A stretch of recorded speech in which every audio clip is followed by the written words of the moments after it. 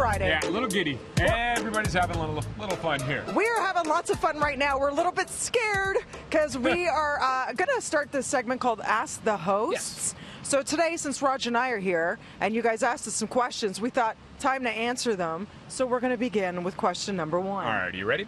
Yeah, what time do you wake up in the morning? And for you, I think it's more important, what time do you go to bed? I've always wondered this, considering BT starts at 5:30. Yeah, that's a question we get all the time. Yep.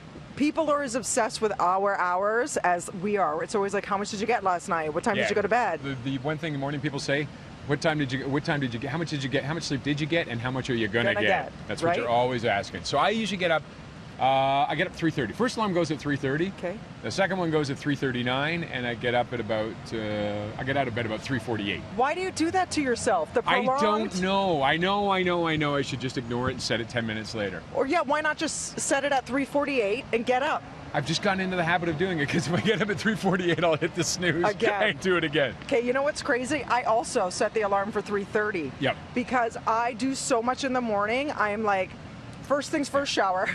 Then I'm going through all the emails, seeing if there's any changes as there are per day. Absolutely. Coming up with the show promo for Twitter. You know, we're going back and forth with like hair, wardrobe, makeup. Then you get hair, wardrobe, makeup done, and then on with the show we go. I go to bed though at 6:30, the latest, sometimes 5:48. You, Raj? Anywhere from 9 o'clock. If I get to bed at 9, I'm doing well.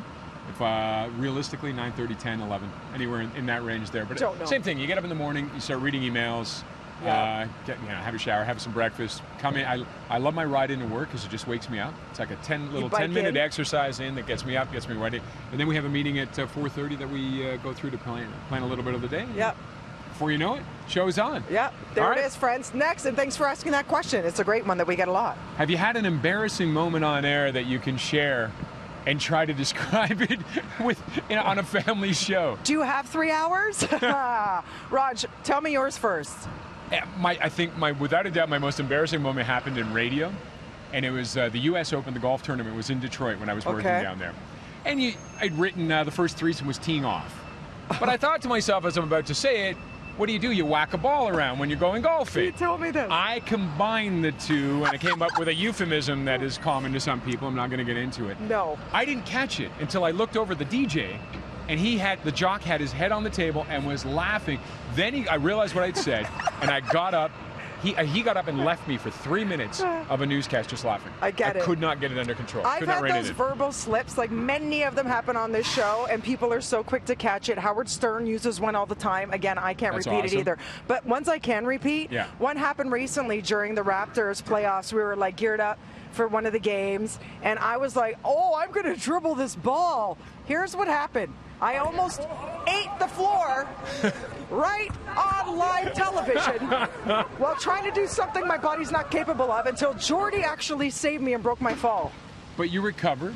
Barely. And you made great TV. Thank you very much. I still hurt myself. It was the trying not to fall and like the tightening of the body, that rigor mortis. Did you really hurt yourself? It wasn't bad, but I was hurting for 3 days.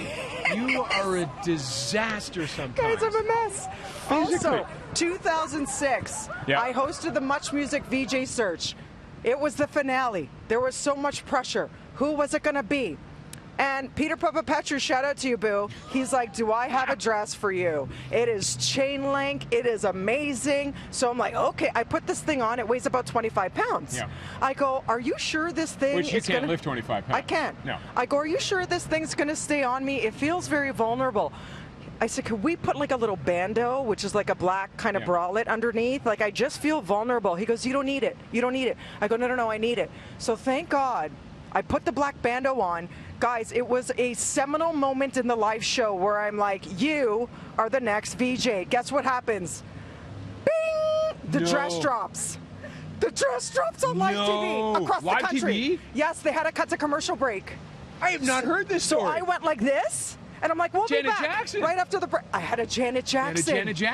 I had a Janet Jackson. Anyway, all was fine. They fixed the dress, and we were able to finish the show, but it was terrifying. And thank God it didn't happen in this day and age of like social media. The show went on, right? The show went on, but it would have been a moment. Like, it would have been a Janet Jackson moment. Play. Next question. Let's get one last in your career path. If we weren't doing this, which we both love. Yeah, we love. What else would you want to do? What would you want to do? I would love to, I think, get involved with charities. I mean, I love, we do volunteer work and do donate our time, but I would love to do more of something like that. Same. Other there's some great, wonderful charities around here, like Ontario Waterkeeper or International. That would be something I'd love to do. We have a commonality. Yeah. I've always said that I want to do something when it comes to like ocean conservation, cleaning them up, something that's long-lasting that you feel like you're really contributing. And then on the opposite end of the scale, I would love to be in a cheesy comedy that doesn't require much acting ability because I have none. You just get to do whatever you want. Or like a superhero movie where you get to be like, pew, pew! Or like a pop princess who has mediocre talent where you can not really dance or sing, but it's still catchy. Like a Friday. You've given this a lot of thought, haven't you? Like where you don't really need talent, but you're still having fun. Fine. Okay. And that's what it's all about, pleasure and getting enjoyment out of it. But Thanks we're not going anywhere right now, but thank you very much for your questions. That wraps up our first edition of Ask the Hosts.